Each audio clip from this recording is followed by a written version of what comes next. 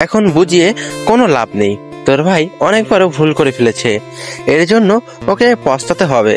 আর কয়েক মিনিট অপেক্ষা কর, দেখ কি হয়। আমি আমার বাম হাত দিয়ে জান্নাতের থেকে হাত ছাড়িয়ে নিয়ে সামনের দিকে এগোতে লাগলাম। আমাকে এগিয়ে আসতে দেখে সেই ছেলেটা দৌড়ে আমার কাছে এসে আমার বুকে ঘুষি মারতে যাবে, কিন্তু আমি তার আগে লাফ দিয়ে ছেলেটার মাথায় আঘাত করলাম। ব্যাস, এটুকুতেই শেষ, খেল খতম। আমার এমন ভয়ঙ্কর রূপ দেখে ছেলেগুলো একে অপরের দিকে তাকিয়ে দেখতে লাগলো। কলেজের বাকি স্টুডেন্ট গুলো যে এতে খুব খুশি হয়েছে সেটা তাদের মুখ দেখেই বোঝা যাচ্ছে। হয়তো অনেকদিন ধরে সকলে অতিষ্ঠ হয়ে আছে এদের জন্য। এর মধ্যে কলেজের প্রিন্সিপালও চলে এসেছে, তিনিও দর্শকের মতো সবকিছু দেখতেছেন। আর কারো ইচ্ছে থাকলে সামনে আয়, না হলে আমাকে সামনে আসতে হবে। কিরে, তোরা হা করে দেখছিস কি? মার্শালারে। এই কথা শুনে বাকি চারজন একসাথে আমার দিকে দৌড়ে আসতে লাগলো। আমি আমার ডান পাশে একটা লাঠি পড়ে থাকতে দেখলাম, আর দেরি না করে লাঠিটা আমি হাতে তুলে নিলাম। 30 সেকেন্ড পরে সবগুলো ছেলে মাটিতে লুটিয়ে পড়ে আছে, শুধু ওদের বস বাদে।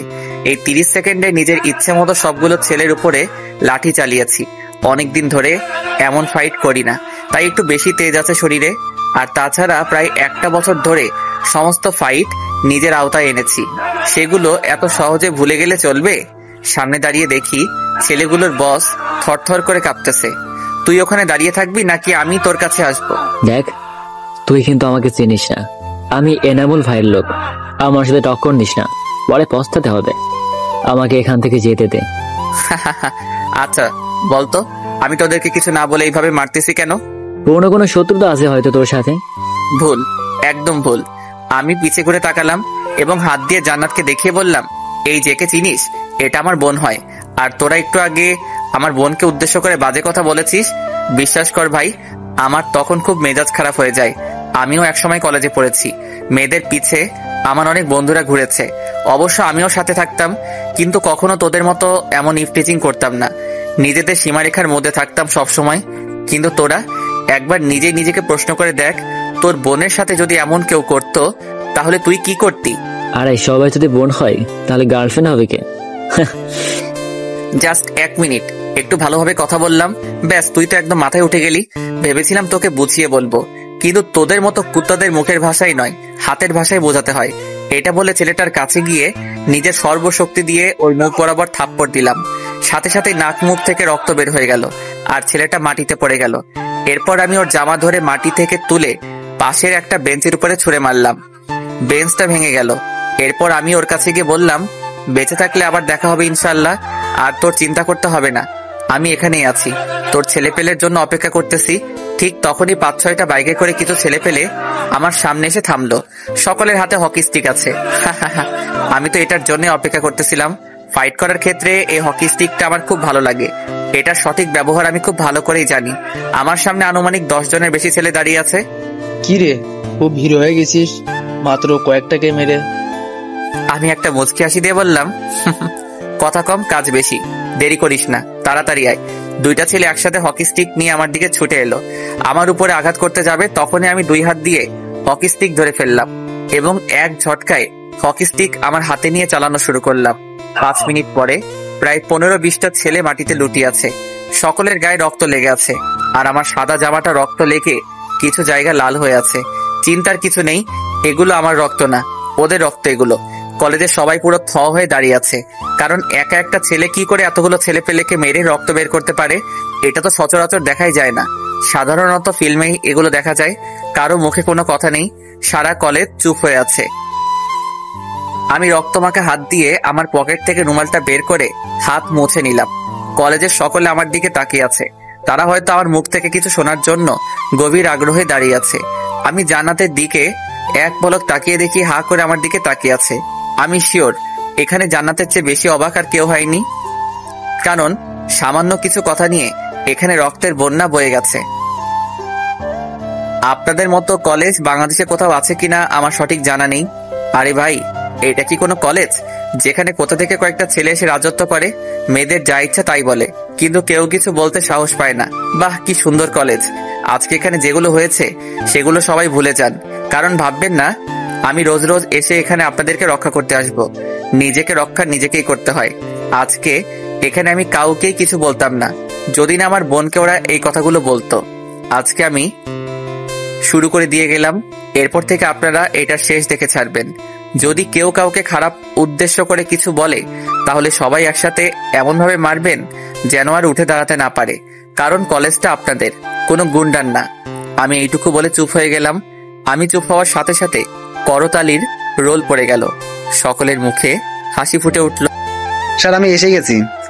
আমি নাজবুলের কণ্ঠ টের পেয়ে পিছে তাকালাম। পিছে তাকিয়ে দেখি সে প্যান্ট শার্ট পরে আমার সামনে দাঁড়িয়ে আছে। না, তোমাকে দিয়ে কোনো কাজ হবে না, এত লেট কেউ করে? স্যার আমি জানি তো আপনি একাই 100, তাই একটু লেট করে এলাম। স্যার আমি আর দেরি করব না, চলুন বাসায় গিয়ে পরিষ্কার হয়ে নেবেন, সব জায়গাতেই রক্ত লেগে আছে। আমি নাজমুলের বাইকের পিছে উঠতে যাব তখনই পুলিশের গাড়ি আমার সামনে এসে দাঁড়ালো। গাড়ি থেকে শিমলা বের হলো। আমাকে এই অবস্থায় দেখে শিমলার চোখ বড় বড় হয়ে গেছে। You are under arrest mister Emon. আমি হাসি মুখে কিছুই না বলে পুলিশের গাড়িতে গিয়ে বসলাম আর নাজমুলের দিকে তাকিয়ে বললাম, তেমন কিছু না, তুমি জাস্ট স্যারকে একটা ফোন করে আমার কথা জানিয়ে দিও, আর কিছু করার দরকার হবে না। Okay sir. এরপর আমাকে গাড়িতে করে থানায় নিয়ে আসা হলো। গাড়িতে আমি কোনো কথা বলি নাই, আমি জেলের ভিতরে মেঝেতে বসে আছি। তখনই শিমলা জেলের তালা খুলে আমার সামনে এসে দাঁড়ালো। আমি ভেবেছিলাম তুই একটা বাটপার, কিন্তু তুই তো আস্তে একটা গুন্ডা। তা না হলে এমন করে কেউ কাউকে মারতে পারে, সেটাও আবার এতগুলো ছেলেকে একা পিটিয়েছিস। আল্লাহ তোকে কি দিয়ে বানিয়েছে? দেখুন, আমার মাথা কিন্তু এমনিতেই গরম আছে, সো না জেনে শুনে কোনো খারাপ মন্তব্য করবেন না। আমি ভয় পেয়ে গেছি, দেখব এইবার তুই থানা থেকে বের হস কিভাবে। আমি কিছু না বলে মুচকে একটা হাসি দিলাম। শিমলা জেলের ভিতর থেকে বেরিয়ে মনে মনে বলতে লাগলো, আল্লাহ, এই ছেলেটার মধ্যে কি এমন আছে যা বারবার আমাকে কাছে টানতেছে? আমি কিভাবে শ্রাবণকে ভুলে যেতে পারি, তাও আবার একটা আসামির কথা চিন্তা করে? আমার কি হয়ে গেছে আমি নিজেও বুঝতেছি না। আমি বারবার মনে হচ্ছে কোথাও অনেক বড় একটা রহস্য আছে। না, আমাকে এই ছেলের সম্পর্কে সবকিছু জানতে হবে। কোথায় ছিল এতদিন, আর হুট করে কোথা থেকে খুলনা এসে এসব করতেছে? আমাকে জানতে হবে, সবকিছু জানতে হবে। নিজের কেবিনের চেয়ারে বসে শিমলা এগুলো ভাবতেছিল। ঠিক তখনই তার ফোনে একটা কল আসে। নাম্বার দেখে শিমলা দাঁড়িয়ে যায় আর ফোনটা রিসিভ করে। হ্যালো স্যার, আসসালামু আলাইকুম।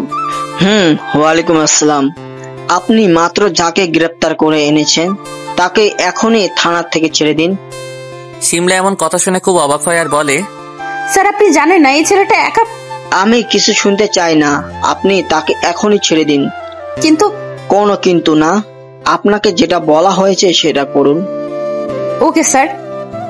এরপর শিমলা ফোনটা ছুঁড়ে ফেলে দিল আর ভাবতে লাগলো, কে এই ছেলে যে এত মারপিট করেও থানা থেকে ছাড়া পেয়ে যাচ্ছে এত সহজে? আর কোন সাধারণ ছেলের পক্ষে তো আর এতগুলো ছেলেকে একা মানা সম্ভব না। তাহলে এগুলো কি হচ্ছে কিছুই বুঝতেছি না আমি। শিমলা নিজে চাবি নিয়ে দরজা খুলে দিল। আমি শিমলার দিকে তাকিয়ে বললাম, রেডি থাকেন, আবার খুব শীঘ্রই দেখা হতে যাচ্ছে। আর আপনার এমন কোনো ক্ষমতা নেই যে আপনি আমাকে 10 মিনিটে জেলের ভিতরে আটকে রাখবেন। আমি এরপর থানা থেকে বেরিয়ে গেলাম। এদিকে জান্নাত আর জান্নাতের ভাইয়া কলেজ থেকে বেরিয়ে থানার উদ্দেশ্যে রওনা দেয়। কারণটা হচ্ছে আমাকে থানা থেকে বের করতে যাচ্ছে, সাথে নাজমুল আছে। এদিকে নাজমুল তো জানে আমার কিছু হবে না। থানায় এসে ভাইয়া জান্নাত সোজা শিমলার কেবিনের দিকে যায়। শিমলা ভাইয়া আর জান্নাতকে দেখে দাঁড়িয়ে পড়ে আর বলে, আরে ভাইয়া আপনি এখানে? জান্নাত কোনো সমস্যা হয়েছে?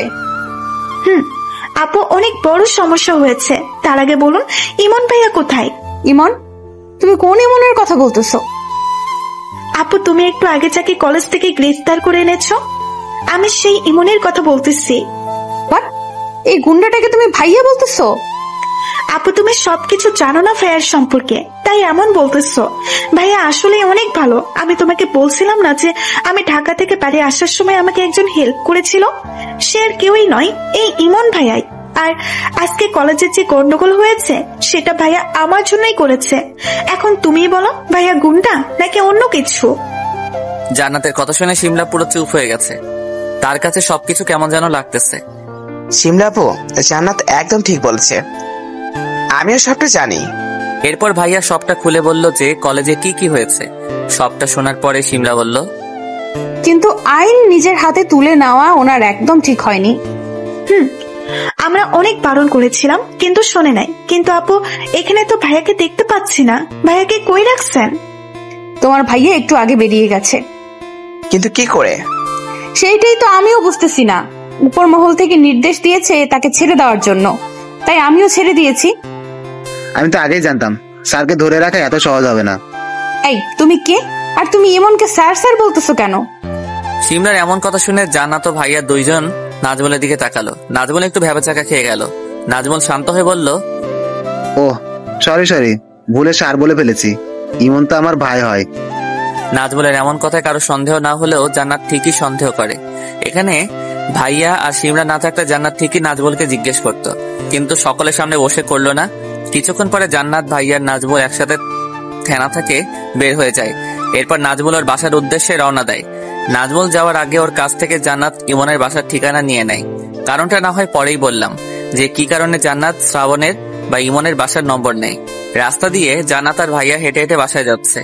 তখন হঠাৎ জান্নাত বলে ওঠে, ভাইয়া আমার না বারবার একটা জিনিস মনে হচ্ছে। তোর আবার কি মনে হচ্ছে? না মানে আমার মনে হচ্ছে ইমন ভাইয়া আমার খুব আপন কেউ। কেন জানি মনে হচ্ছে এটাই আমার শ্রাবণ ভাইয়া। আজকে যখন মারামারি করার সময় ভাইয়া বলেছিলাম আমি তার বোন, তখন আমার অনেক ভালো লেগেছিল। মনে হয়েছিল এটাই আমার আপন ভাইয়া। তুই ঠিক বলেছিস। তাছাড়া আমারও মনে হয়েছিল ওকে আমি কোথায় যেন দেখেছি। এরপর আমি ভালো করে লক্ষ্য করি।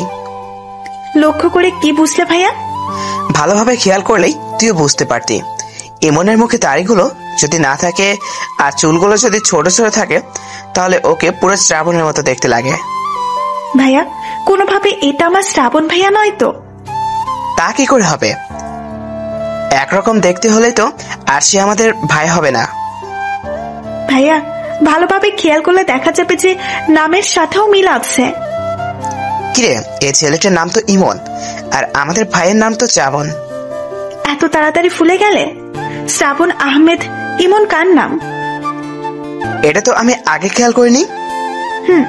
তুমি আর কথা না বলে বাসায় চলো, কাজ আছে অনেক। চল। এদিকে এনামুল তার গোডাউন ঘরে বসে আছে। তার সামনে প্রায় 25 জনের বেশি ছেলে পেলে। এগুলো সব তার লোক, কিন্তু এখানে উপস্থিত সকলেরই হাতে পায়ে নাকে ইত্যাদি জায়গায় ব্যান্ডেজ করা। এমনিতেই আজ সকালে প্রাণে বেঁচে গেছে এনামুল হক, আর এদিকে আবার তার ছেলে পুলেদের কেউ মেরে তক্তা বানিয়ে দিয়েছে। এইরকম সাহস আজ পর্যন্ত তার সাথে কেউ দেখায়নি। এনামুল হক খুবই গম্ভীর গলায় সকলকে উদ্দেশ্য করে বলল, আজ পর্যন্ত কেউ আমার ছেলেপুরুদের কলেজের ভিতরেই বসে মারার তো দূরের কথা, চোখে চোখ রেখে কথা বলতে সাহস পাইনি। কিন্তু আজকে কে এমন এলো যে তোদের সবগুলোকে কুত্তার মতো কেলানি দিল? কি হলো, চুপ করে আছিস কেন? কথা বল, আমি উত্তর শুনতে চাই। এনামুলের এমন রূপ সচরাচর কেউ দেখে নাই, তাই সেখানে উপস্থিত সকলে খুব ভয় পেয়ে গেল। ছেলেগুলোর মধ্য থেকে যে লিডার, সে সামনে এসে বলল, ভাই আমরা অনেক চেষ্টা করছি কিন্তু পারি নাই। এর থেকে ভালো হবে যদি আমরা ছেলেটার কাছে থেকে দূরে থাকি। এমন কথা শুনে এনামুল একটা হাসি দিল আর বলল, এই না হলে আমার চামচা। এটা বলেই তার হাতে থাকা বন্দুক দিয়ে ছেলেটার বুকে 6 থেকে 7টার বেশি গুলি করলো। ছেলেটার রক্ত এনামুলের মুখে এসে লাগলো। তিনি রক্ত মুছতে মুছতে বললেন, আমার এখানে কোনো ভিতর দরকার নেই। আমি ভেবেছিলাম তুই আমাকে এসে বলবি ভাই নতুন প্ল্যান বানাতে হবে, কিন্তু না, ও সেটা করে নাই। ও আরো আমার কাছে এসে আমাকে ভয় দেখায় যাতে আমি ওই ছেলেটার সাথে পাঙ্গা না নেই। ভাই চিন্তা করবে না, আমি আপনার কাছে ছেলেটাকে কুত্তার মতো টানতে টানতে নিয়ে আসবো। কে ছিল ছেলেটা, আর তোদেরকেই বা মেরেছে কেন? ভাই ইফটিজিং করতেছিলাম মেয়েদের, ঠিক তখনই কথা থেকে এসে আমাদেরকে অনেক মার মারে। পরে পুলিশ এসে ওকে ধরে নিয়ে যায়। আমার চাই ওকে, আমি চাই খুব তাড়াতাড়ি। এদিকে সিমলা তার কেবিনে বসে একভাবে তার মোবাইলের দিকে চেয়ে আছে। মোবাইল বললে ভুল হবে, সে চেয়ে আছে ইমনের ছবির দিকে, যেটা সে এনেছিল ইমনের ব্যাপারে সবকিছু জানতে। কিন্তু সেটা হলো না, বরং সিমলা এখন শুধু এই ছবিটার দিকে চেয়ে আছে আর মনে মনে বলল, কি আছে এই ছেলেটার মধ্যে যা আমাকে বারবার কাছে টানে, যে কারণে আমি ওর থেকে চোখ সরাতে পারি না। আর আজকে নিজের কানে যে কথাগুলো শুনলাম, এর ফলে এবার তো আমি আরো বড় ফ্যান হয়ে গেলাম। আচ্ছা আমি কি কোনোভাবে এর প্রেমে পড়ে গেলাম? জানি না, আমি কিচ্ছু জানি না, যা হবে পরে দেখা যাবে। আপাতত অফিসের কাজে মন দেই। এভাবে সবাই সবার মতো কাজ করতে লাগলো। আমি জেল থেকে ছাড়া পেয়ে এসে আগে স্নান করে ফ্রেশ হয়ে নিল। এরপর ফোনে আরো কিছু গুরুত্বপূর্ণ কথা সেরে নিলাম। মোবাইলে তাকিয়ে দেখি বিকাল 4টা বেজে গেছে। আমি আর কিছু না ভেবে সোজা ঘুমের দেশে চলে গেলাম। এইভাবে 4 দিন কেটে গেল। এই 4 দিন বাসা থেকে বের হইনি। বাসার ভিতরে বসেই সবকিছু করেছি মানে আমার এক ফ্রেন্ড আছে, ও সিআইডি অফিসার। ও একটা কাজে অনেকদিন ধরে আটকে ছিল, তাই ও আমাকে ফোন করে হেল্প করার জন্য। আমিও ওই কয়েকদিন ওই কাজে মন দেই আর কাজটা সম্পূর্ণ করি। এত কাজ ছিল এই 4 দিন যে বাসা থেকে বের হতে পারি নাই। মাঝে মাঝে বন্ধুরা বাসায় এসে আড্ডা দিয়ে গেছে, আর নাজমন তো প্রায়ই আমার সাথে বসে কাজ করত। অপরদিকে শিমলা অনেক অস্থির হয়ে আছে, নিজের কেবিনে বসে গভীর চিন্তাতে ডুবে আছে।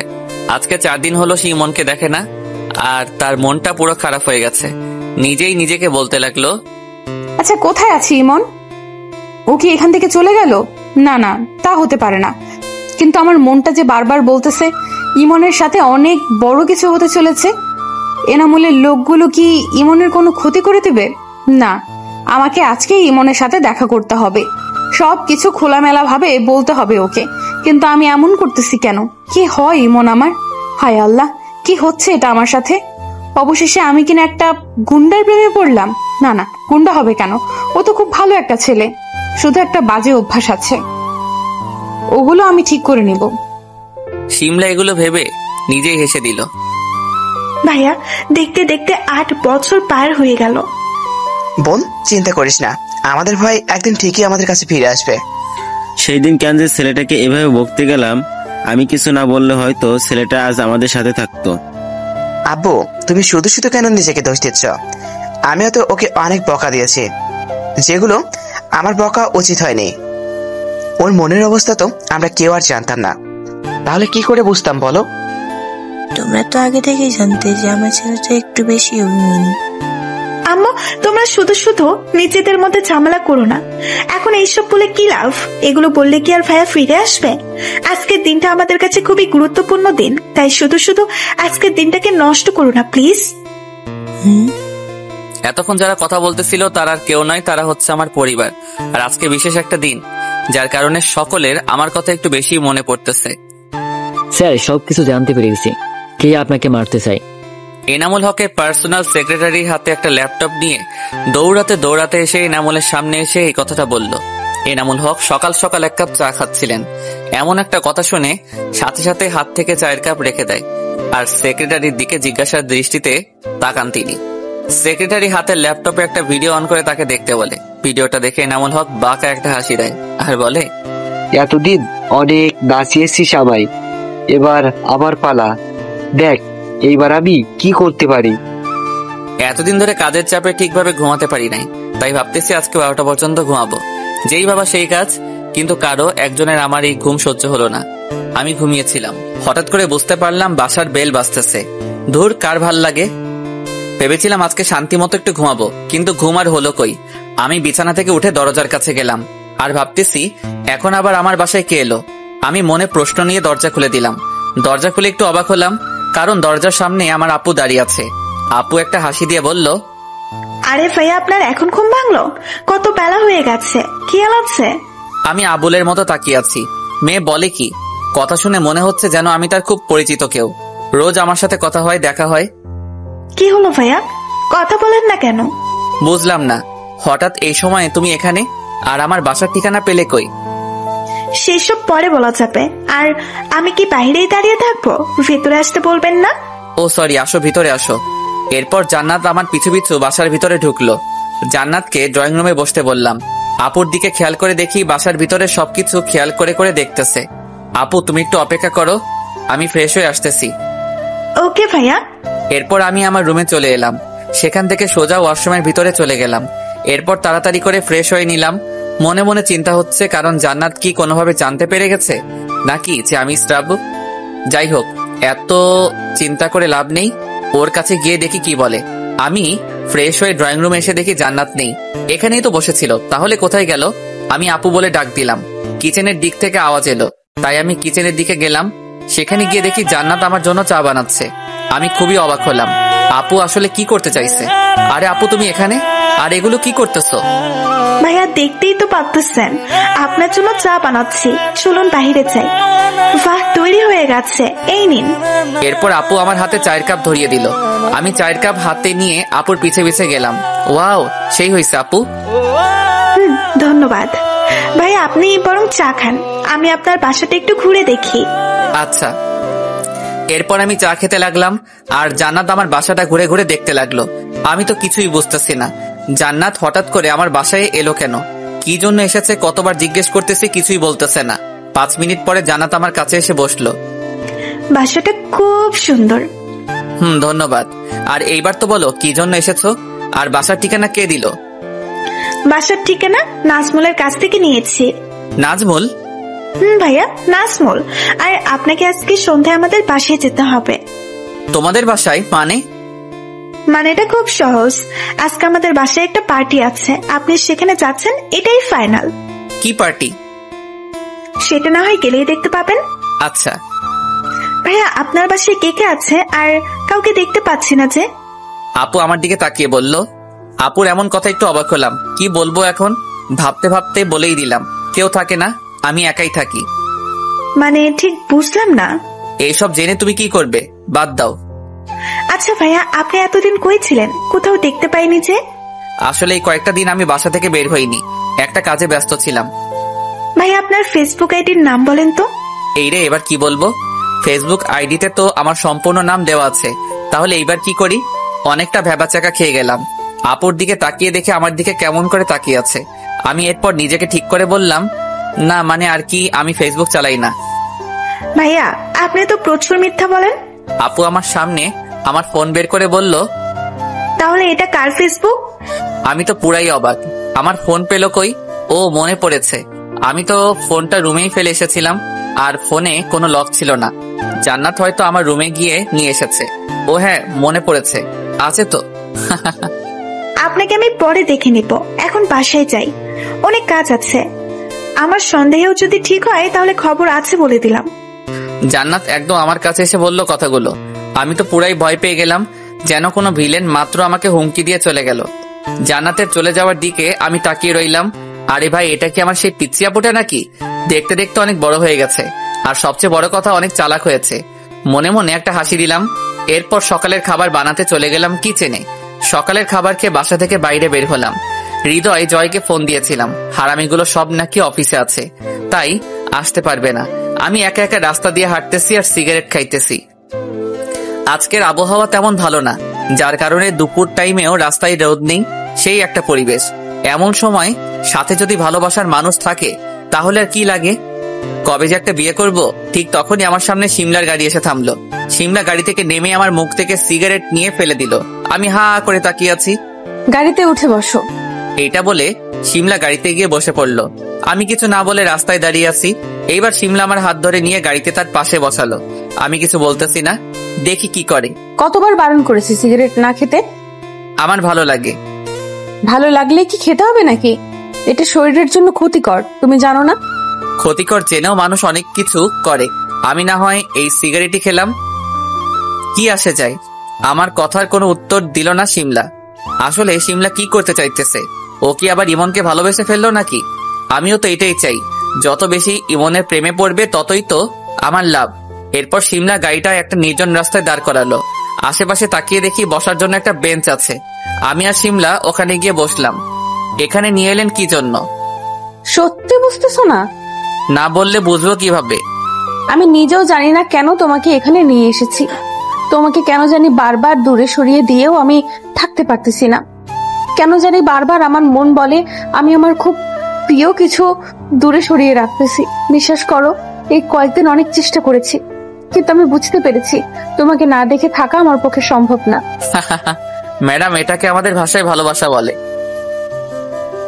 অবশেষে কেউ আমার প্রেমে পড়লো। আমার তো লজ্জা করতেছে। একবার বল ভালোবাসি, এরপরও বুঝাবো এই আমি কি জিনিস। শিমলা কিছু না বলে বসা থেকে উঠে গাড়ি নিয়ে আমার সামনে থেকে চলে গেল। আমি অবাকের চরম পর্যায়ে চলে গেলাম। মানে কি, নিজেই নিয়ে এলো, নিজেই ভালোবাসা প্রকাশ করলো, আর আমি যখন সেটার মানে বললাম তখনই কিছু না বলে চলে গেল। আমি জানি শিমলা, তুমি যতই আমার থেকে দূরে থাকো না কেন, আমার ফাঁদে তোমাকে পা দিতেই হবে। এরপর জোরে একটা শ্বাস নিয়ে রাস্তা দিয়ে হাঁটতে লাগলাম। অনেক কিছু ভাবতেছি, এত পরিমাণে প্ল্যান করেছি যে কখন কোথায় যাব সেসব কিছু প্ল্যান করা। তখন আমার ফোনে একটা কল এলো। আমি নাম্বারটা দেখে রিসিভ করি। স্যার কেমন আছেন? আরে জাকির সাহেব যে। খুব ভালো। আপনার কি অবস্থা? সব ঠিকঠাক আছে তো ওখানে? আলহামদুলিল্লাহ স্যার, সবকিছু ঠিক আছে। গুড। স্যার একটা কথা বলবো? বলেন। স্যার নাজবুলের সাথে একটু আগে আমার কথা হয়েছে। আপনি কি কি প্ল্যান করছেন সব বলছে। স্যার এত প্ল্যান করার কোনো দরকার ছিল না কিন্তু। জাকির সাহেব আপনি তো জানেন আমি একটু খেলতে ভালোবাসি। কিন্তু স্যার আগে সবকিছুতেই আমি সাথে ছিলাম, আর এখন আমি নাই।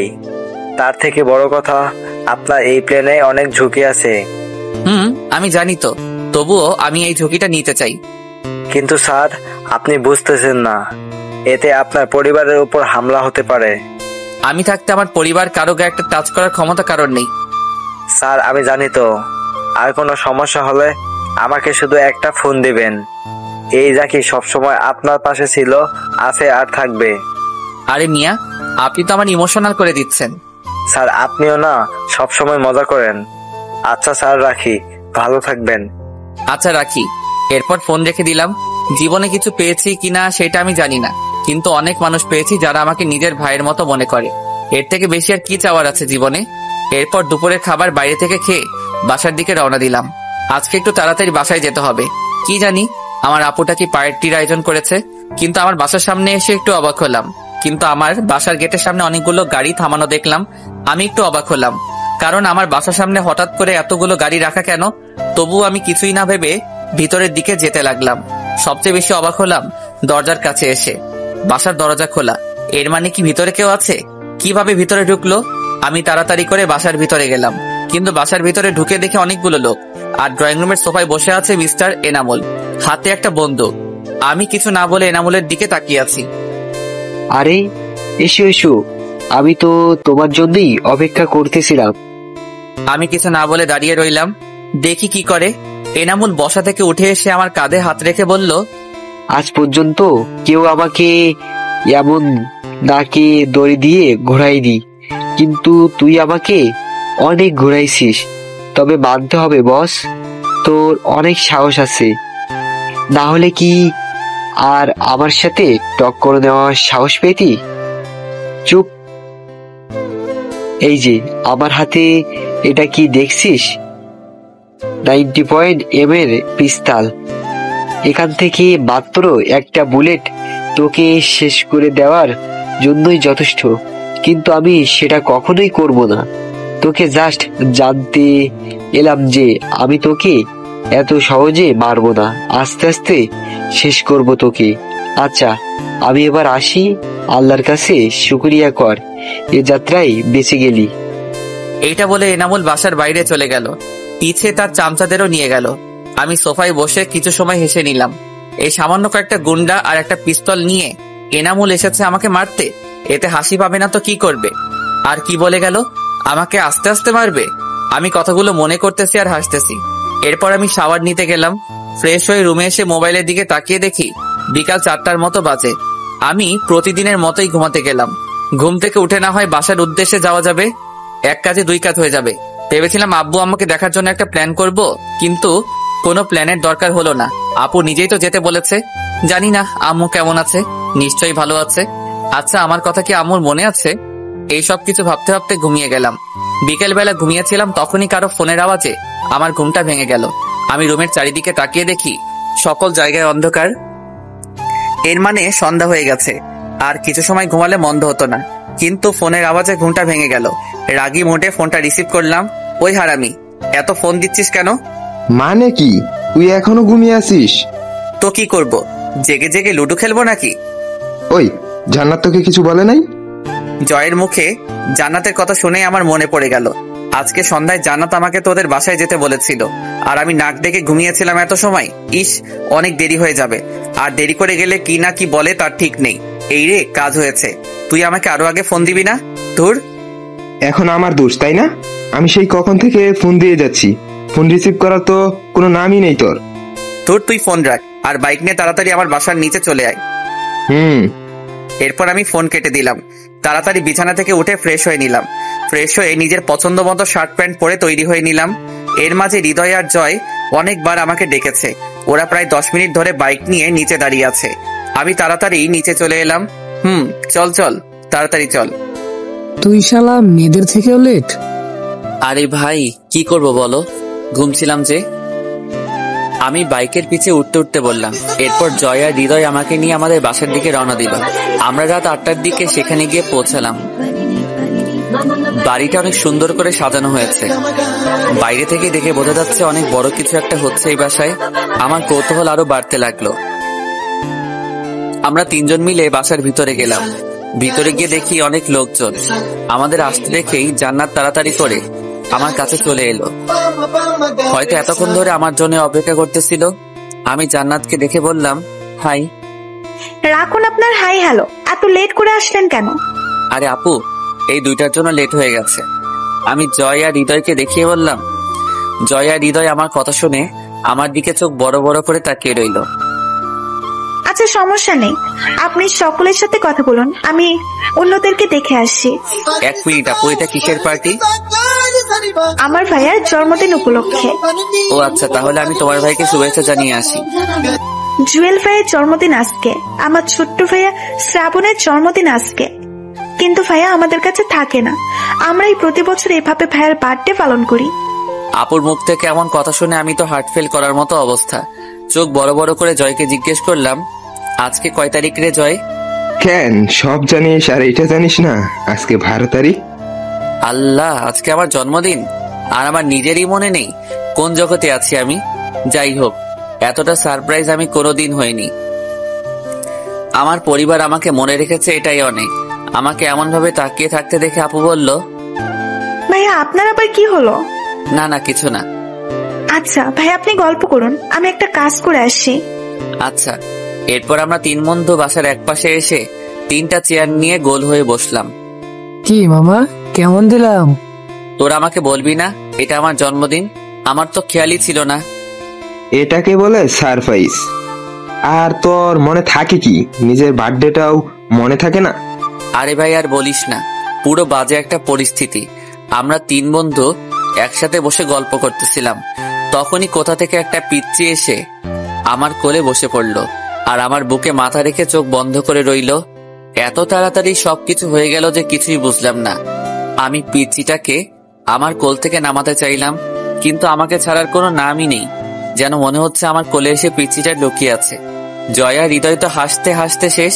এই যে মিস, আপনি এইভাবে আমার কোলে বসে পড়লেন কেন? আস্তে আস্তে আম্মু টের পেয়ে যাবে যে আমি আপনার কোলে লুকিয়ে আছি। ও আচ্ছা, তা আপনার নাম কি মিস? আমার নাম দিদি। রিদি নাম শুনে আমার 2 বন্ধু একসাথে চিল্লানি দিল। আরে এটা তোর ভাইয়ের মেয়ে রিদিতা। রিদি মানে জুয়েল ভাইয়া বিয়ে করেছে?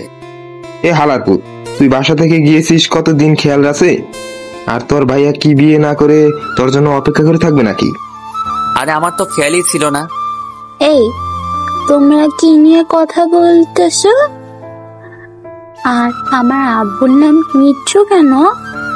মামনি, তুমি আমাকে চিনো? আমি কে জানো? না তো, তুমি কে? দাদু তুমি? কিন্তু আব্বু যে বলেছিল তুমি নাকি ছোটবেলায় হারিয়ে গেছো। আমি প্রথম আমার ভাইয়ের মেয়ের মুখ দেখলাম, মাশাআল্লাহ অনেক সুন্দর। তবে ভাইয়ার মতো দেখতে হয়নি, হালকা হালকা মিল আছে ভাইয়ার সাথে। আরে চুপ চুপ, আস্তে, সবাই শুনে ফেলবে। এটা সিক্রেট। তুমি তো আমার পিচ্চি মামনি, তাই তোমাকে বললাম। তুমি কাউকে বলো না কিন্তু। আচ্ছা, তুমি কি সত্যি বলছো নাকি আমার সাথে মজা করছো? আরে সত্যি, আমি তোমার চাচ্চু। ওয়াও, কি মজা!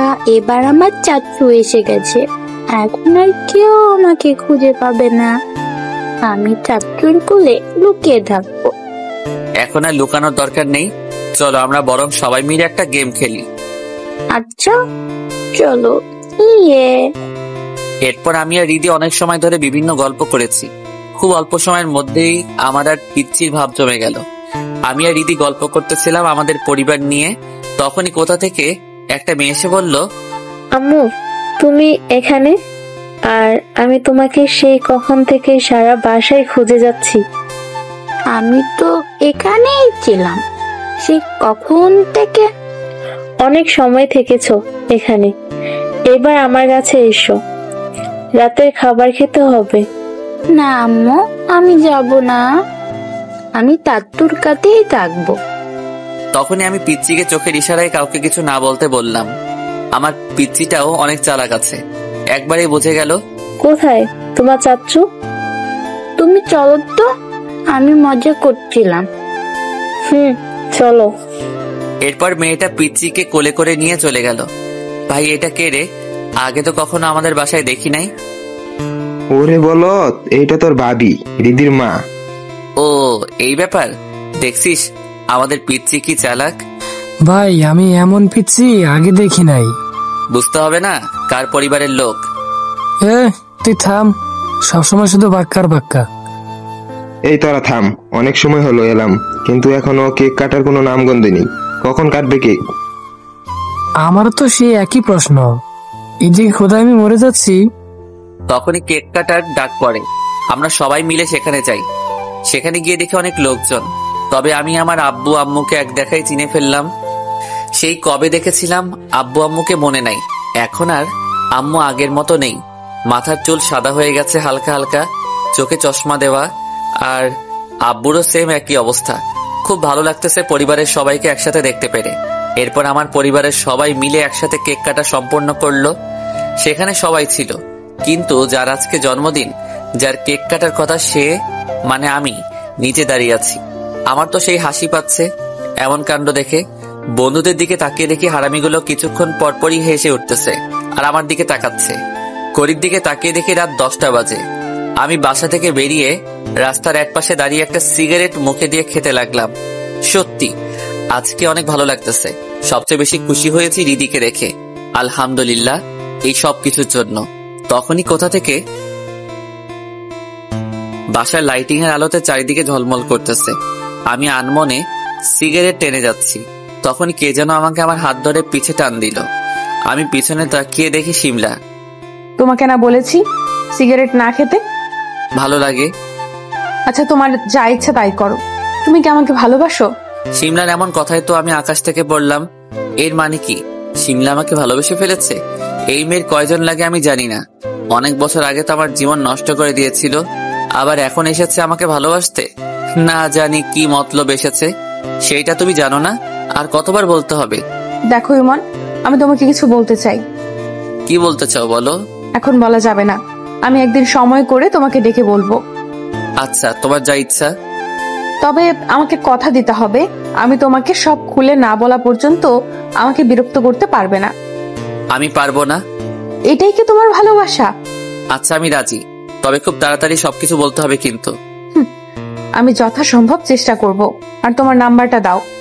আমি জানতাম তুমি আমার সাথে মজা করতেছিলে। তুমিও তো আমাকে ভালোবাসো, আর ভালোবাসার মানুষের সাথে কি কথা না বলে থাকা যায়? একদম বেশি বুঝতে হবে না। আমি তোমার নাম্বার নিচ্ছি, এর মানে এই না যে আমি তোমার সাথে ফোনে কথা বলবো। তাহলে লাগবে তাই নিলাম।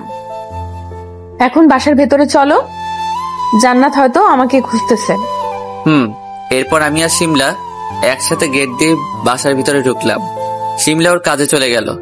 আমাকে আর শিমলাকে একসাথে ঢুকতে দেখে হারামি বন্ধু দুটো সাথে সাথেই আমার কাছে দৌড়ে চলে এলো।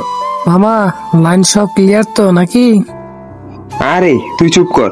এ ভাই, ভাবি কি দিল তোরে একা ডেকে নিয়ে গিয়ে? এত বড় একটা বাঁশ দিছে ধরিয়ে। কেন, কি হয়েছে? এরপর সবকিছু খুলে বললাম। শোন ভাই, তুই আমাদের বন্ধু, তাই তোকে একটা ভালো কথা বলি। তুই বরং ওই মেয়েটার সাথে লাইন মেরে দেখ, কাজ হলে হতেও পারে। ওই মেয়েটা আবার কে? বার্থডে বলে কথা, অনেক মেয়ে এসেছে, আমি বিজি থাকায় আপনাদের বলতে পারি নাই। আর আমি তো এমনিতেই ভদ্র ছেলে, তাই তো এসব চোখে বাঁধে না। আরে আমি কি জানি নাকি? এ মামা, ওটাকে দেখ কি জোস। এ হারামির দল, আমি আজকে গিয়ে ভাবিকে বলবো যে তোরা দুইজন ভাবিকে বাদ দিয়ে অন্য মেয়ের দিকে তাকিয়ে থাকিস। ভাই আমার বউ এমনিতেই আমাকে সন্দেহ করে, এর উপরে যদি তুই আবার আমার বউয়ের কানে উল্টাপাল্টা বলিস তাহলে আমি শেষ। আর আমার বউ বুঝি আমাকে আদর যত্ন করে কাছে টেনে নিবে? সবাই একসাথে হেসে দিলাম। এরপর আমরা 3 জনে মিলে ডিনার করতে গেলাম। অনেক লোকজন দেখতে পাচ্ছি, সবাই খাবার খাওয়া নিয়ে ব্যস্ত। তখনই খেয়াল করলাম আম্মু আমার দিকে কেমন করে যেন তাকাচ্ছে। আমি আমার মুখটা হাত দিয়ে ঢেকে নিলাম, কে জানে চিনে ফেললো নাকি আবার। এখন যদি আম্মু আমাকে চিনে ফেলে তাহলে আমার সব প্ল্যান বিগড়ে যাবে। আমি আর চোখে তাকিয়ে দেখে আম্মু আমার দিকে আসতেছে। অবশেষে আমার কাছে এলো, জয়া হৃদয়কে বলল, জয়, এটা কে? আন্টি, এইটা হচ্ছে আমাদের ফ্রেন্ড ইমন, ঢাকা থেকে এসেছে। ও, আসলে ওকে দেখতে পুরাই আমার শ্রাবণের মতো। আমি তো ভেবেই নিয়েছিলাম এটা আমার শ্রাবণ। আমার মুখ দিয়ে কোনো কথা বেরোচ্ছে না। আমাকে দেখে কেউ চেনা তো দূরের কথা, সন্দেহ করে নাই। আর আম্মু প্রথম দেখাতে একদম চিনে ফেললো। এটাই হয়তো আম্মু। কি যে বলেন না আন্টি, এটা যদি শ্রাবণ হতো তাহলে কি আর ওকে এখানে বসিয়ে রাখতাম?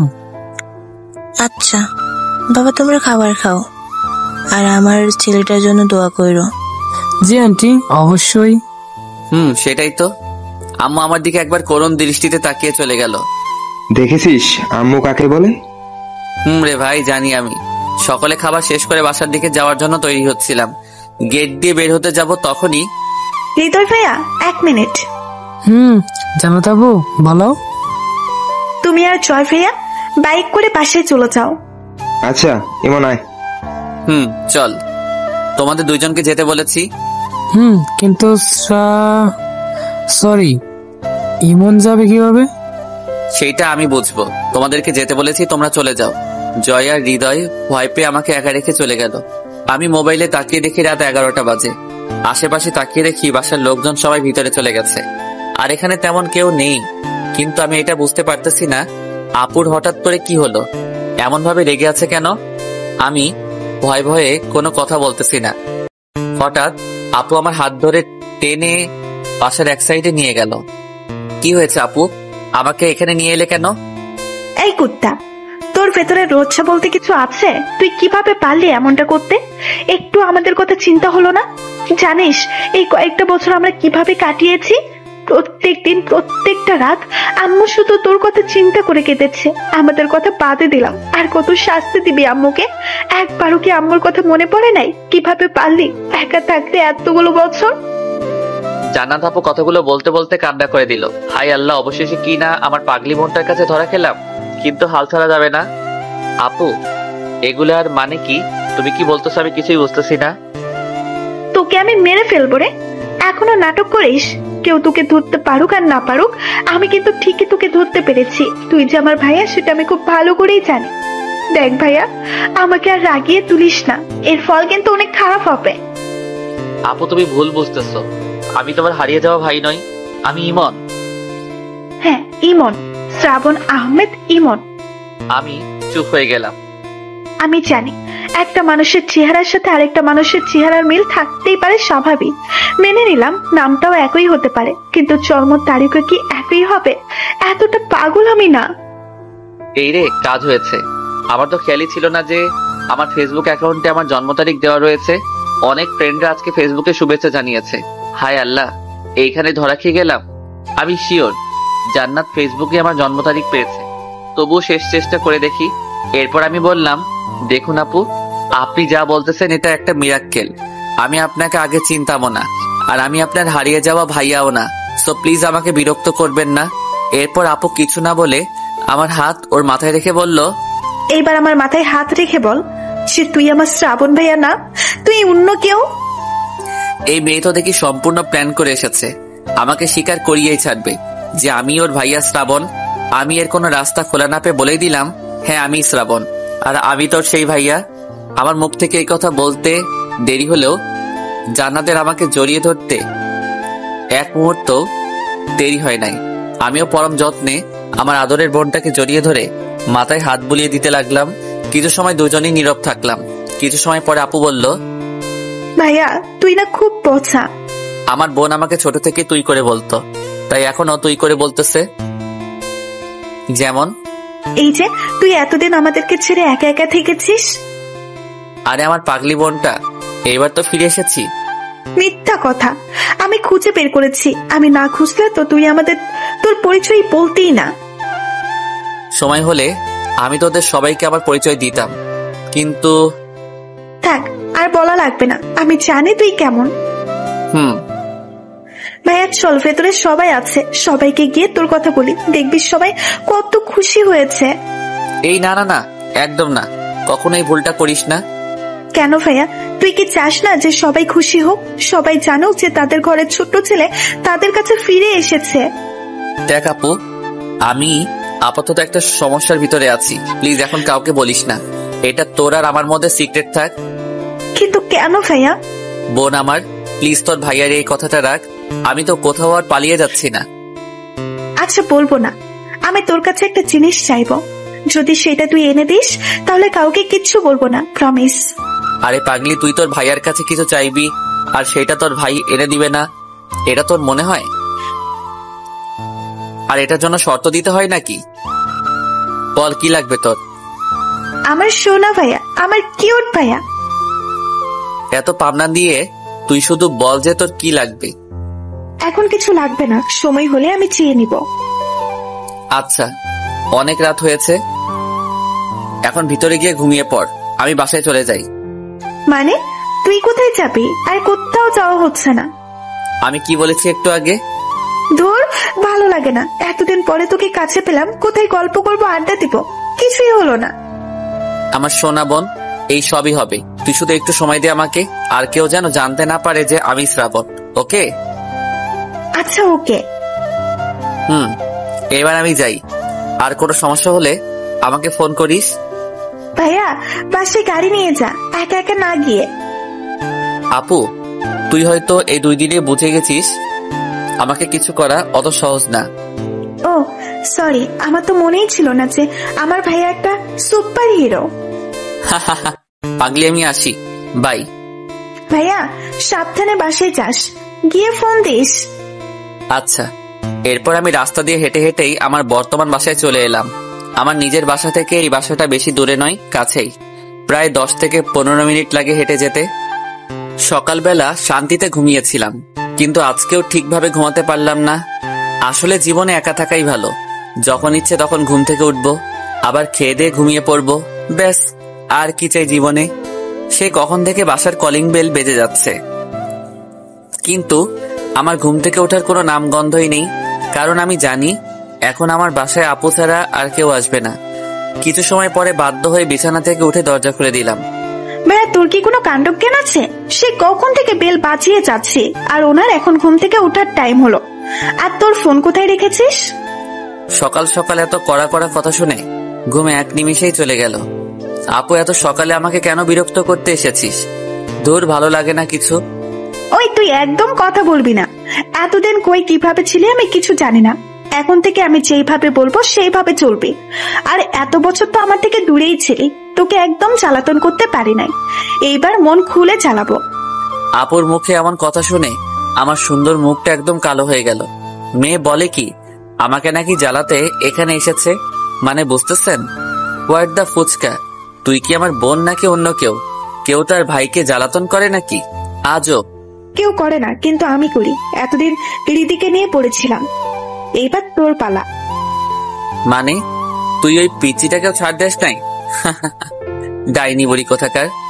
তুই ডাইনি, আমার সামনে থেকে যা, কিন্তু তুই। বেলা 10টা বাজে আর উনি এখনো ব্রাশ পর্যন্ত করে নাই। যা যা, ফ্রেশ হয়ে আয় তাড়াতাড়ি। আমি দেখি তো তোর বাসার কি হাল করে রেখেছিস। তুই 5 মিনিট বস, আমি এই যাব আর আসবো। এরপর আমি ওয়াশরুমে চলে গেলাম, সেখানে গিয়ে তাড়াতাড়ি ফ্রেশ হয়ে বেরিয়ে এলাম। কিন্তু আমার রুমে এসে আমি অনেক অবাক হলাম। এটা কি আমার রুম নাকি অন্য কোনো রুম? ভালো করে দেখে নিলাম, এটা আমারই রুম, কিন্তু এত সুন্দর লাগতেছে কেন? তখনই আপু নিচ থেকে এসে বলল, এত অবাক হওয়ার কিছু নেই, আমি গুছিয়ে দিয়েছি তোর রুম। কি অগোছালো তুই, এভাবে কোনো মানুষের ভেতরে থাকতে পারে? উগান্ডা মানুষ তো তোর থেকে অনেক গোছালো। ওই বুড়ি, তুই এত পাকা পাকা কথা শিখলি কিভাবে? কথা বলে যেন সে আমার 100 বছরের বড়, ভাব দেখে বাঁচি না। আমি এত কাজ করে দিলাম, কোথায় আমাকে একটা ধন্যবাদ দেবা? তা না, উল্টে আরো আমাকে কথা শোনানো হচ্ছে? আচ্ছা, অনেক অনেক ধন্যবাদ। হয়েছে। এবার আমি কিচেনে যাই, দেখি কি রান্না করা চাই। সে কি কথা, তুই রান্নাও করতে জানিস? আজব তো, আমি মেয়ে মানুষ হয়ে রান্না করতে পারবো না? আমি অনেক আগে থেকে রান্না করতে জানি, বুঝলি? আচ্ছা ঠিক আছে, তুই রান্না কর। আজকে দুই ভাই বোন একসাথে খাবার খাবো।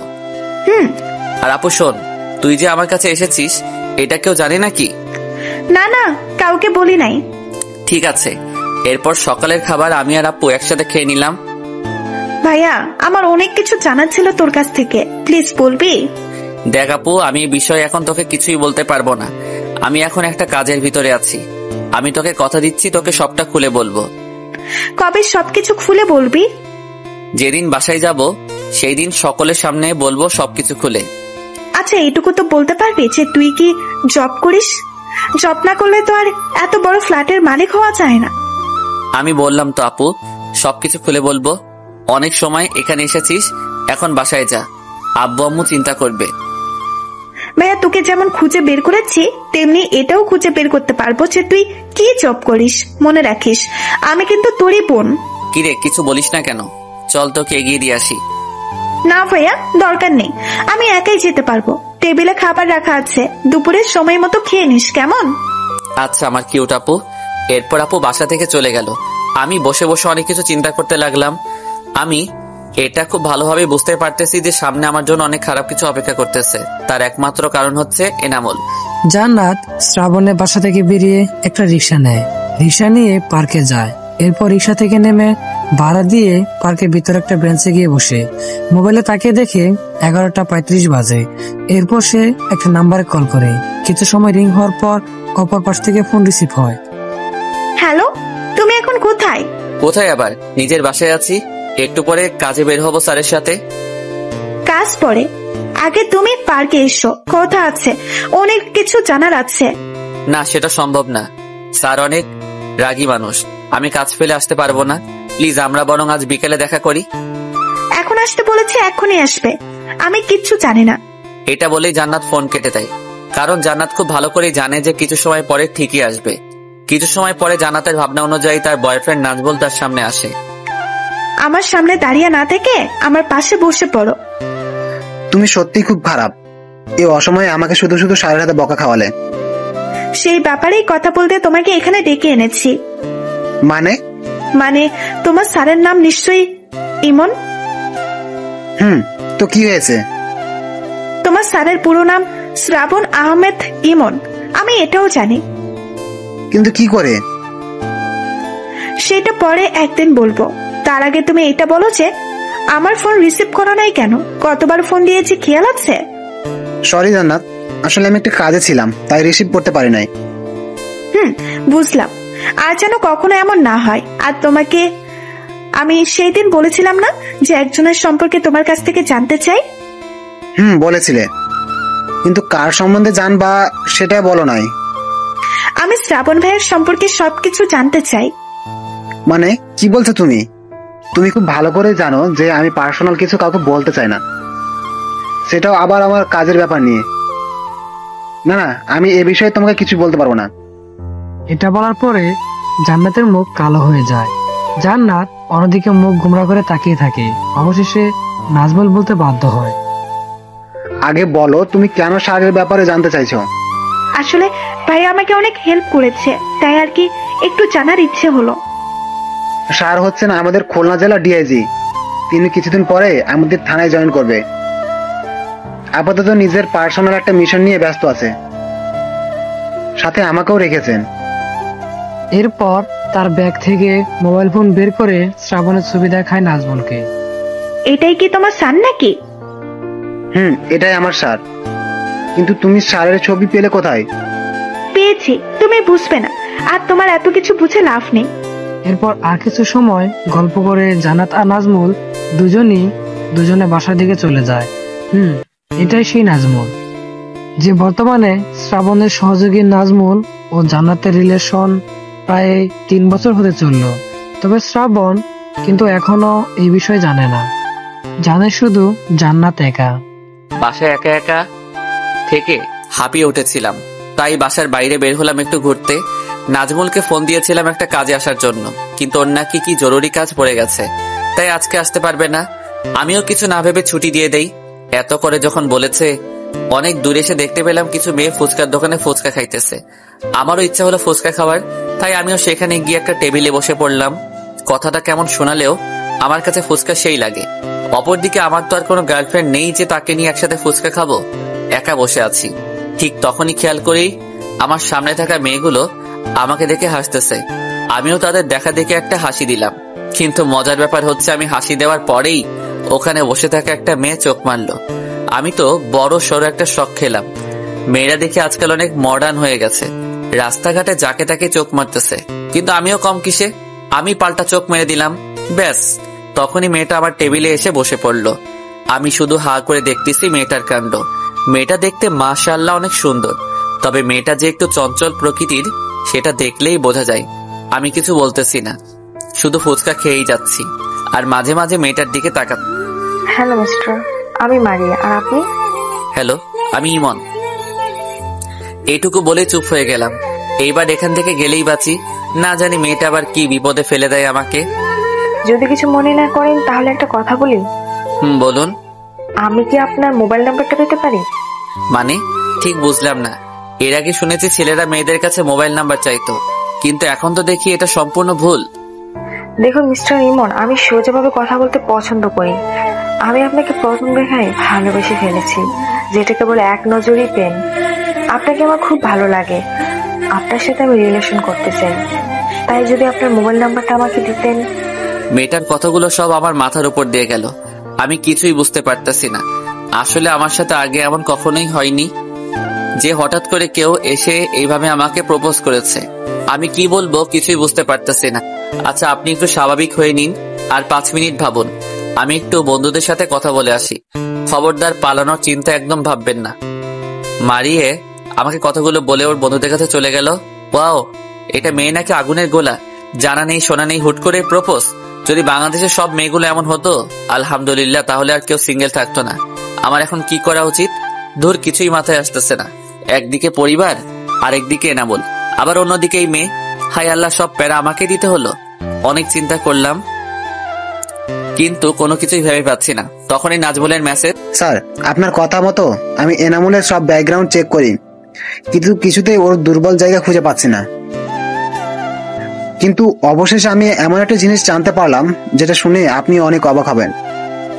এনামুলের একটা মেয়ে আছে, ভার্সিটিতে পড়তেছে আপাতত।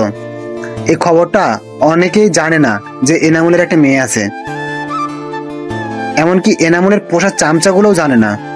আর মেয়েটার মা মানে এনামুলের স্ত্রী অনেক আগে মারা যায়। এর একটাই কারণ, সেটা হচ্ছে এনামুলের অন্ধকার জগৎ। এর কারণে এনামুল কোনো রিস্ক নিতে চায়নি। সে তার মেয়েকে সবসময় এ সবকিছু থেকে অনেক দূরে রেখেছে, যার কারণে তেমন কেউ জানে না যে এনামুল হকের একটা মেয়ে আছে। স্যার, সবচেয়ে মজার বিষয় হচ্ছে এই মেয়েটাই হচ্ছে এনামুলের সবচেয়ে বড় দুর্বল জায়গা। আমি আপনাকে মেয়েটার ছবি পাঠিয়ে দিচ্ছি। আর স্যার, এত বড় একটা খবর দিলাম, বিকেলে কিন্তু চিঠটা দিতেই হবে। এরপর আমি নাজমুলের দেওয়া ছবিটি ওপেন করে দেখতে লাগলাম। বিশ্বাস করুন, ছবিটি দেখে আমি 1 মিনিট নীরবতা পালন করি। এতই দেখি যে বেগনা চাইতেই পানি। কথাটা না বলে পারলাম না, কারণ এইমাত্র যেই মেয়েটি আমাকে প্রপোজ করে গেছে সেই হচ্ছে এনামুলের একমাত্র মেয়ে। মারিয়াই এনামুলের মেয়ে। মনে মনে হেসে নিলাম, কারণ মারিয়া সহ ওর বন্ধুরা দূর থেকে আমাকে দেখতেছে। ওয়াও ভাই, কিয়া বাত হ্যায়। আর একটু হলেই পাখি হাতছাড়া হয়ে যেত। আমি তো মারিয়াকে ফিরিয়ে দিতে যাচ্ছিলাম, কিন্তু না, খেলা তো এখনো শুরুই হয়নি। আমি চুপ করে আমার জায়গায় বসেই রইলাম, কারণ আমি জানি মারিয়া একটু পরে আমার কাছে আসবে। 10 মিনিট পরে। কি মিস্টার, কি ভাবলেন? চুপ করে ইনোসেন্ট ভাবে তাকিয়ে আছি, যেন আমি কিছুই জানি না। আরে চিন্তা করতে হবে না, আমি বাকি মেয়েদের মতো নই। এর আগে কখনো কোনো রিলেশন তো দূরের কথা, কোনো ছেলেকে প্রপোজই করি না। বরং অনেক প্রপোজ পেয়েছি, সবগুলোকে রিজেক্ট করে দিয়েছি, কারণ আমি তোমার মতো একজন অপেক্ষায় ছিলাম। দেখুন, আপনাকে দেখেই বোঝা যায় যে আপনি অনেক বড় ঘরের মেয়ে, আর আমি সামান্য একটা বেকার ছেলে। নিজেই ঠিকভাবে চলতে পারি না, তাহলে আপনাকে কিভাবে? আপনি থামুন এবার, আর বলার দরকার নেই। আমাকে কি আপনার পছন্দ এইটা বলুন আগে। আমি হ্যাঁ সূচক মাথা নাড়িয়ে সম্মতি দিলাম। এরপর মারিয়া আর কিছু না বলে আমার হাত থেকে ফোনটা কেড়ে নিয়ে একটা নাম্বারে কল করলো। খেয়াল করলাম এটা মারিয়ার ফোন। এরপর আমার ফোন আমার কাছে দিয়ে দিল। তুমি কি করো, কোথায় থাকো, তোমার ফ্যামিলি ব্যাকগ্রাউন্ড ভালো না খারাপ, এগুলো কি আমি কিছু জিজ্ঞেস করেছি? একবারই তুমিতে চলে এসেছে না? তাহলে কেন আমাকে ভালোবাসতে পারবে না? আমি তোমার কাছে অন্য মেয়েদের মতো দামি দামি গিফট চাইবো না, বড় কোনো রেস্টুরেন্টে গিয়ে ট্রিট চাইবো না। আমাকে শুধু এক সাগর ভালোবাসা দিলেই আমি খুশি। বিশ্বাস করো, আমি তোমার কাছে আর কিছু চাইবো না। কিন্তু কোনো কিন্তু না, আমি তোমাকে ভালোবাসি আর তুমিও আমাকে পছন্দ করো, এর মানে ভালোবাসো। সো আর কোনো কিন্তু না। এই শোনো, আমি এখন বাসায় যাব, অনেক গরম পড়েছে আজকে। ইস, তুমি তো পুরোই ঘেমে গেছো। এখনই চলো, তোমাকে বাসায় নামিয়ে দিয়ে আসবো। থাক, সমস্যা নেই, আমার বাসার কাছেই, আমি হেঁটেই চলে যেতে পারবো। আচ্ছা, তাহলে আমিও তোমার সাথে হাঁটতে চাই। এই না না, আপনি পারবেন না, অনেক রোদ আছে রাস্তায়। তুমি পারলে আমিও পারবো। আগে তোমাকে বাসায় গিয়ে দিয়ে তারপর আমি বাসায় যাব। আপনার বন্ধুরা আছে যে? নাবিলা, রিমি, তোর বাসায় চলে যা, আমিও সাথে যাচ্ছি। মারিয়া ওর বন্ধুদেরকে উদ্দেশ্য করে বলল। এরপর তারা চলে গেল। আচ্ছা, আপনি এখানে দাঁড়ান, আমি বিলটা দিয়ে আসি মামাকে। তার কোনো দরকার নেই, আমি দিয়ে দিয়েছি। এরপর আমি আর মারিয়া রাস্তা দিয়ে হাঁটতে লাগলাম। বাসা যেহেতু কাছে ছিল তাই দেখতে দেখতে চলে এলাম, কিন্তু মারিয়াকে বুঝতে দেওয়া যাবে না যে আমি এখানে থাকি। তাই ছোট্ট একটা বাসার সামনে গিয়ে বলল, আমি চলে এসেছি, এবার আপনি বাসায় যেতে পারেন। এখানে থাকো তুমি? না, ঠিক এখানে না, গলির ভিতরে আমার বাসা, আপনি যেতে পারবেন না সেখানে। না প্লিজ, যাই না। অন্য কোনো একদিন। আচ্ছা, আমি তাহলে বাসায় যাই এখন, বিকেল বেলা আমি ফোন দিব নে। এখন বাসায় গিয়ে ফ্রেশ হয়ে একটু রেস্ট নিও, অনেক ক্লান্ত দেখাচ্ছে তোমাকে। আচ্ছা, এবার তো আপনি আসুন, এত কেয়ার নিতে হবে না। আচ্ছা। এরপর আমি বাসার দিকে যেতে লাগলাম, তখনই আবার মারিয়া আমাকে ডাক দিল। আমি পিছে ঘুরে মারিয়ার দিকে তাকালাম।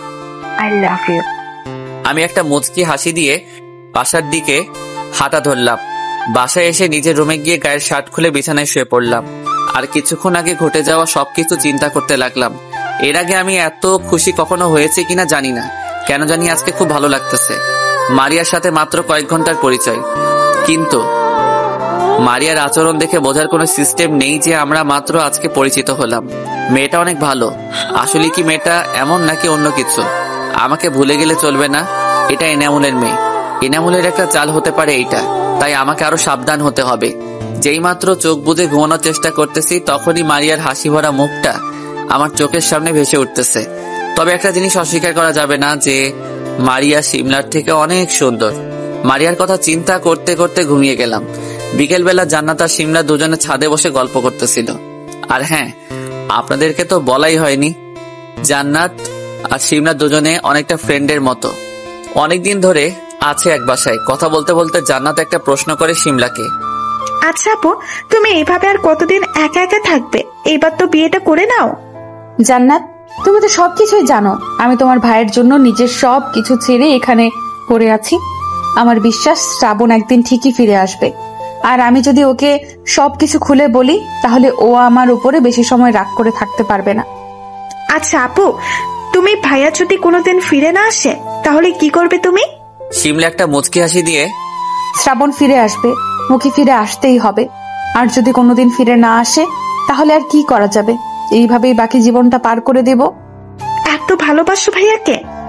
সেটা তোমার থেকে ভালো আর কে জানে। আপু, মনে করো ভাইয়া যদি বিয়ে করে ফেলে তাহলে কি করবে? আমি শ্রাবণকে খুব ভালো করেই চিনি, এটা অসম্ভব। শ্রাবণের দ্বারা এটা সম্ভব না।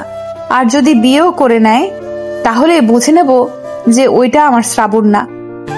আরে আপু, চিন্তা নেই, ভাইয়া ঠিকই একদিন এসে পড়বে। সেই আশাতেই তো বেঁচে আছি, কিন্তু একটা ফাজিলের জন্য সেটাই সম্ভব হচ্ছে না। কোন ফাজিল? আরে তোমার ওই ভাইয়া কি যেন নাম? মনে পড়েছে, ইমন। ও আমাকে দিনে 14 বার ভালোবাসি ভালোবাসি বলে, আমাকে একদম পাগল বানিয়ে দিয়েছে। সিমলার কথা শুনে জান্নাত হাসবে না কান্না করবে কিছুই বুঝতেছে না। আর মনে মনে বলে, ভাইয়া তুই তো মাস্টারপিস, কি প্ল্যান রে ভাই। অপরদিকে এনামুল তার গোডাউনে বসে আছে। তার সামনে প্রায় 20-30 জন ছেলে পেলে সবাই দাঁড়িয়ে আছে। জি ভাই, ওর জীবনে দুটো মেয়ে আছে, দুটোকেই মনে হয় ও ভালোবাসে। কি বলিস? আমাদের নায়ক তাহলে প্রেমও করে? এই না হলে নায়ক। এই শোন, সবাই মন দিয়ে একটা কথা শুনে রাখ। জি ভাই, বলেন। ওই শ্রাবণ আমাকে অপমান করেছে, তোমাকে সারা কলেজের সামনে মেরেছে। এখন লোকজন আমাকে তেমন ভয় পায় না, তাই প্রথমে ওর কাছের মানুষদের সরিয়ে দিব, এট লাস্টে ওকে সবার সামনে কুত্তার মতন মারবি। জি ভাই, আপনি নিশ্চিন্ত হয়ে থাকুন, এই রবি সময় বুঝে ওর উপরে আক্রমণ করবে। বিকেল বেলা ঘুম ভেঙে গেলে ফোনের আওয়াজে আমি ঘুমিয়ে ঘুমিয়ে ফোনটা রিসিভ করলাম। Hello hello. ওই, তুমি এখনো ঘুমিয়ে আসছো? সে কখন বাসায় গেছো, খেয়াল আছে? খুব ঘুম পেয়েছিল। তাড়াতাড়ি ফ্রেশ হয়ে তোমার বাসার পাশে পার্কে চলে এসো, তোমাকে একটু মন ভরে দেখতে ইচ্ছে করতেছে। আমাকে দেখার কি আছে, বুঝি না আপনার কাণ্ড। ভাইয়া তুই কি ফ্রি আছিস? না, আজকে একটু কাজ আছে। কেন, কিছু হয়েছে? না, এমনিতেই। আচ্ছা ঠিক আছে, তাহলে অন্য একদিন বলবো। আচ্ছা। এরপর ফোনটা রেখে দিলাম। আজকে বিকালে আবার নাজমুলকে ট্রিট দেওয়ার কথা। আল্লাহ, কোন দিকে যে যাই আমি তাড়াতাড়ি তৈরি হয়ে বাসা থেকে বের হলাম। একটু স্বাভাবিকভাবেই গেলাম। বাসার সামনে থেকে একটা রিক্সা নিয়ে মারিয়ার বলা পার্কের দিকে যেতে লাগলাম। প্রায় 10 মিনিট পরে গন্তব্যস্থানে পৌঁছে গেলাম। রিক্সাওয়ালা মামাকে ভাড়া দিয়ে আমি পার্কের ভিতরে ঢুকলাম। অনেকদিন পার্কে আসা হয়নি, সময়ই হয়ে ওঠে না। আমি আশেপাশে দেখতে লাগলাম। তখনই খেয়াল করলাম মারিয়া একটা বেঞ্চে বসে আমাকে হাত নাড়িয়ে সেখানে যেতে বলতেছে। আমিও ভদ্র ছেলের মতো মারিয়ার কাছে গেলাম। এরপর যথাসম্ভব দূরত্ব বজায় রেখে মারিয়ার পাশে বসে পড়লাম। দুপুরে খাবার খেয়েছো? খেয়েছি। আপনি? মিথ্যা বলে কোনো লাভ নেই, আমি জানি তুমি মিথ্যা বলতেছো, তোমার চোখ দেখে বোঝা যাচ্ছে। চলো আমরা একসাথে একটা রেস্টুরেন্টে যাই, সেখানে গিয়ে কিছু খেয়ে আসি। না, আমি যাব না। আমার কাছে এখন টাকা নেই, আর ওখানে গিয়ে শুধু শুধু টাকা নষ্ট করার কোনো মানে হয় না। তোমাকে আমার সাথে আসতে বলেছি, আসবে ব্যাস। আমি থাকতে তোমাকে টাকা চিন্তা করতে হবে না। এই বলে মারিয়া আমার হাত ধরে একটা রেস্টুরেন্টে নিয়ে গেল। রেস্টুরেন্টের ভিতরে গিয়ে পড়লাম আরেক বিপদে। আমাকে নাকি মারিয়া খাবার খাইয়ে দিবে। বলুন তো কেমন বিপদ? আমি কি বাচ্চা নাকি যে আমাকে খাবার মুখে তুলে দিতে হবে? সমস্যা নেই, আমি নিজেই খেয়ে নিতে পারবো, আপনাকে শুধু শুধু কষ্ট করতে হবে না। না, আমি খাইয়ে দিচ্ছি, তুমি চুপচাপ বসে থাকো। প্লিজ, জোর করবেন না, আমি কোনো বাচ্চা নই। এই বেয়াদ্দব, তোমাকে চুপ থাকতে বলছি কিন্তু। এইভাবে একসময় হার মেনে মারিয়ার হাতে খাবার খেতে লাগলাম। আমি আগে জানতাম না যে মেয়েদের হাতে খাবার খেতে এত মজা। আগে জানলে অনেক আগে থেকেই খেতাম। আমার আর মারিয়ার এমন দৃশ্য দেখে রেস্টুরেন্টের অনেকেই আমাদের দিকে হা করে তাকিয়ে আছে। এক প্রকার তাড়াতাড়ি খাবার শেষ করে রেস্টুরেন্ট থেকে বেরিয়ে যায়। আচ্ছা, আপনি কি সত্যি এমন নাকি কোনো নাটক করতেছেন আমার সাথে? আমার এমন কথা শুনে মারিয়া রাস্তার মাঝখানে থেমে গেল। তুমি আমার চোখের দিকে তাকাও, আর আমার চোখ কি বলে দেখো। আমিও সেখানে থেমে যাই। এরপর মারিয়ার চোখের দিকে তাকাই। সত্যি তো, এই চোখে আমি শুধু ভালোবাসা ছাড়া আর কিছুই দেখতে পারতেছি না। এইবার বিশ্বাস হয়েছে? এরপর মারিয়া একটা রিক্সা দাঁড় করালো। আমি বললাম, রিক্সা থামালেন কেন? বেশি কথা না বলে রিক্সা এসে বসে পড়ো। ওয়াও, জায়গাটা অনেক সুন্দর। সুন্দর বলেই তো তোমাকে আমি এখানে নিয়ে এসেছি। আমরা এবার মনের আনন্দে এখানে বসে প্রেম করব, কেউ কিছু বলতে পারবে না। মারিয়ার কথা শুনে আমি কিছু বললাম না, শুধু একটা হাসি উপহার দিলাম। এরপর আমরা একটা ফাঁকা জায়গায় গিয়ে বসে পড়লাম। মারিয়া এখানে আসার সময় বাদাম কিনে নিয়ে এসেছিল। দুইজনই বাদাম খাইতেছি আর নদীর পানির ঢেউ দেখতেছি। আচ্ছা মারিয়া, আপনি আমার মাঝে কি এমন দেখলেন যে আমার সাথে আপনার প্রেম করতে হবে? তোমার হাসি, তোমার গুছিয়ে কথা বলার স্টাইল, তোমার চুলের স্টাইল, আর সবচেয়ে বেশি যেটা পছন্দ হয়েছে সেটা হচ্ছে তোমার ওই চোখ।